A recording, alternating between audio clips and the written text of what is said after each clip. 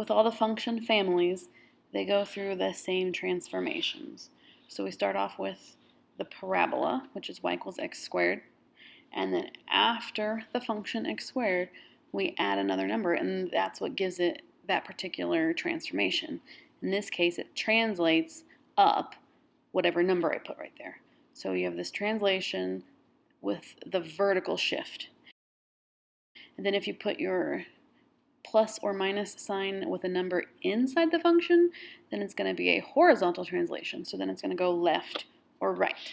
And this is the time where I tell you you're going to assume one thing and it's going to be the opposite. And that's going to be a recurring theme with this, and it's usually because it's inside the function. So whenever you're inside the function,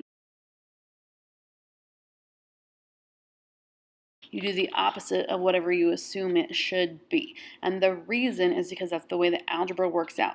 So I made this table of each of the points for that function so you can see when x is -1, then that's your y value. And when x is -2, that's your y value. It just so happens that it works out for every single function no matter what. And so we don't have to go through and make a table every time whenever we get comfortable with what each of these transformations is going to do.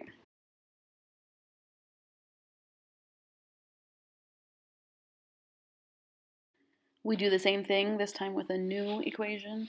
It's going to do the same thing whenever your transformation is outside the function. Then it's going to be a vertical shift, and it's going to do what it says. So +5 means up 5. A -2 means it's going to go down 2.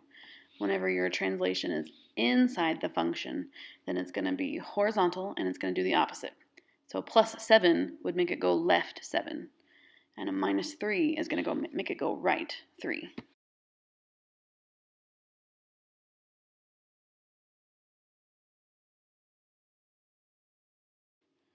Then you can see all these translations at the same time.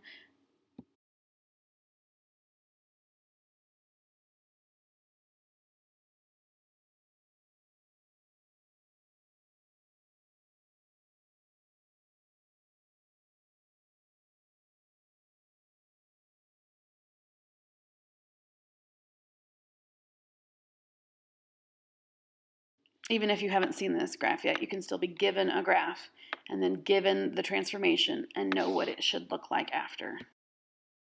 Another transformation we will do a lot of is a reflection.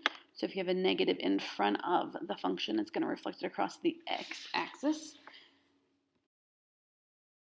Then with this particular equation, a negative inside the function isn't going to look any different than the original just because this one happens to be symmetric across the y-axis.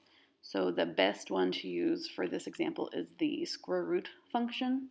If you put the negative in front of the equation, so outside of the function, then it reflects it across the x-axis.